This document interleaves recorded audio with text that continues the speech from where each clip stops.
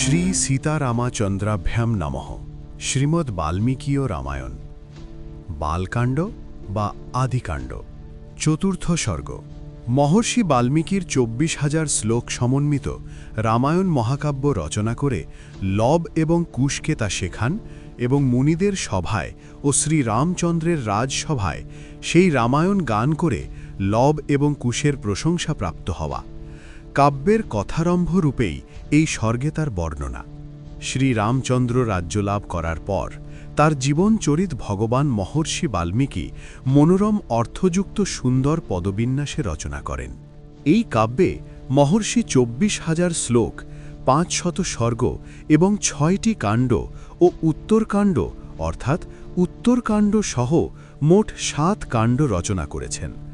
24,000 শ্লোক সমন্বিত 500 সর্গে সপ্তকাণ্ড রামায়ণ রচিত হয়েছে।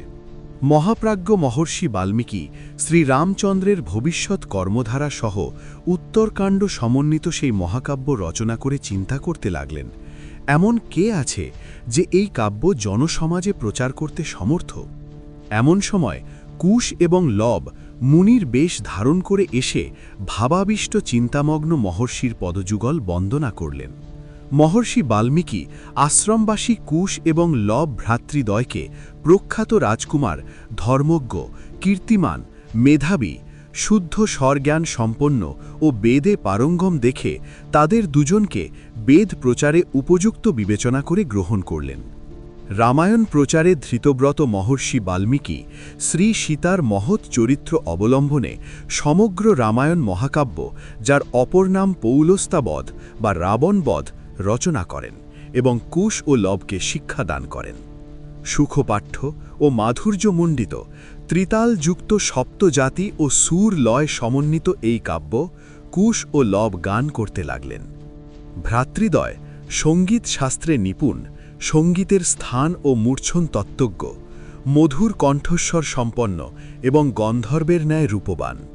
ভ্রাতৃদ্বয় রূপবান এবং শুভ লক্ষণযুক্ত, মধুর স্বরে আলাপকারী এবং জলবিশ্ব থেকে উত্থিত জলবিম্ববৎ তারা যেন শ্রীরামের দেহ থেকে জাত শ্রীরামেরই দুটি প্রতিবিম্ব। অনিন্দ সুন্দর তত্ত্বজ্ঞানী রাজপুত্রদ্বয় সেই ধার্মিক উত্তম আখ্যান কাব্যটি সম্পূর্ণ কণ্ঠস্থ করে ঋষি, দ্বিজ এবং সাধুদের সভায় মহর্ষির শিক্ষানুরূপ সমাহিত চিত্রে গান করতেন। একদিন সমবেত আত্মজ্ঞানী ঋষিদের সভায় মহনীয় চরিত্র সৌভাগ্যবান সর্বলক্ষণযুক্ত সেই ভ্রাতৃদ্বয় উপস্থিত হয়ে এই মহাকাব্যটি গান করলেন। তা শুনে পরম প্রীত সেই ধার্মিক মুনিরা বিস্মিত হয়ে বাষ্পাকুল লোচনে তাদের দুজনকে সাধুবাদ দিতে লাগলেন। আহা, গানের বিশেষত শ্লোকগুলির কি মাধুর্য! এই বলে ঋষিরা প্রশংসনীয় গায়ক দুইকে প্রশংসা করতে লাগলেন। তারা দুই ভাই মুনিদের সভায় প্রবেশ করে একসঙ্গে স্বরসম্পদে মধুর, ভাবময়, মাধুর্যমণ্ডিত এমন গান গাইলেন যে তাতে সুদূর অতীতের ঘটনাকে প্রত্যক্ষ বলে মনে হল। তপপ্রশস্য অর্থাৎ তপস্যার জন্য প্রশংসিত মহর্ষি গণের কর্তৃক এইভাবে প্রশংসিত হয়ে তারা দুজন কুশ ও লব হৃদয়ের দরদ ভরা অতি মধুর গান করলেন। কুশ ও লবের দরদ ভরা গান শুনে উৎফুল্ল মুনিরা তাদের সাধ্যানুসারে দান করলেন কিছু পার্থিব উপহার ও অন্তরের আশীর্বাদ। কোনো মুনি উঠে এসে তাদের দুজনকে দান করলেন কলস, কেউ বা দিলেন বঙ্কল, কেউ বা দিলেন কৃষ্ণাজিন, কেউ বা দিলেন যজ্ঞসূত্র, কেউ বা দিলেন কমণ্ডলু, কেউ দিলেন মৌঞ্জি, অপর এক মুনি দিলেন কুশাসন, আবার একজন দিলেন কৌপিন।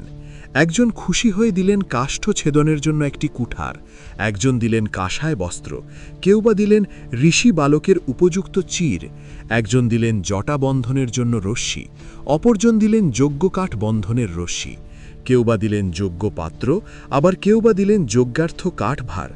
একজন ঋষি স্বস্তি বচন উচ্চারণ করলেন, আরেক মহর্ষি আশীর্বাদ করলেন আয়ুষ্মান হও বলে। সকলেই সত্যাশ্রয়ী ঋষি, সকলেই বালক দুজনকে করলেন বরদান। ঋষিদের উপহার ও বরদান দেখে বোঝা যায় প্রাচীন ভারতে পার্থিব বিষয় অপেক্ষা মানসিক উৎকর্ষ লাভই ছিল সকলের কাম্য, তাই তাদের পার্থিব বিষয়ের চাহিদাও ছিল সামান্য।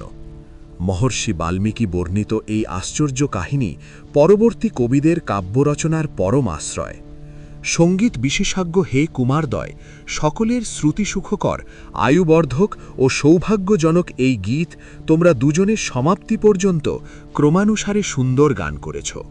অযোধ্যার গলিতে ও রাজপথে সর্বত্র প্রশংসিত সেই গায়ক ভ্রাতৃদ্বয়কে ভরতাগ্রজ শ্রীরামচন্দ্র একদিন দেখতে পেলেন। শত্রুমর্দনকারী শ্রীরামচন্দ্র সম্মানীয় ভ্রাতৃদ্বয়কে কুশ এবং লবকে রাজপ্রাসাদে নিয়ে গিয়ে সমাদর করলেন। পরে নিকটে উপবিষ্ট মন্ত্রীগণ ও ভ্রাতৃগণ সমন্বিত দিব্য স্বর্ণ সিংহাসনে সমাসীন হয়ে রাজা রামচন্দ্র রূপবান ও বিনয়ী ভ্রাতৃদ্বয়কে দেখিয়ে লক্ষ্মণ, শত্রুঘ্ন ও ভরতকে বললেন, এই দেবপম ভ্রাতৃদ্বয়ের মুখে বিচিত্র পদবিন্যাস ও গভীর অর্থযুক্ত মধুর আখ্যান তোমরা শ্রবণ করো। এই বলে গায়ক দুইকে গান করতে বললেন। তারা দুজনও নিজেদের সামর্থ্যানুসারে উচ্চ কণ্ঠে স্পষ্ট উচ্চারণে বীণার স্বরের ন্যায় মধুর রাগে গভীর অর্থযুক্ত গান করতে লাগলেন। শ্রবণ সুখকর সেই গান শ্রোতামণ্ডলীর শরীর, মন ও হৃদয়কে আহ্লাদিত করল।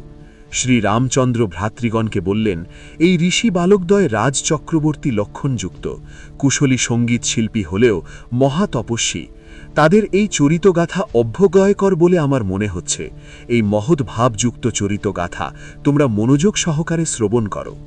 তখন শ্রীরামচন্দ্রের বাক্যে উদ্বুদ্ধ হয়ে তারা দুই ভাই মার্গ সঙ্গীতের বিধি অনুসারে গান করতে লাগলেন। সভায় উপস্থিত শ্রীরামচন্দ্র অভ্যুদয়ের হওয়ার আকাঙ্ক্ষায় ধীরে ধীরে সঙ্গীতের সুরে তন্ময় হয়ে গেলেন।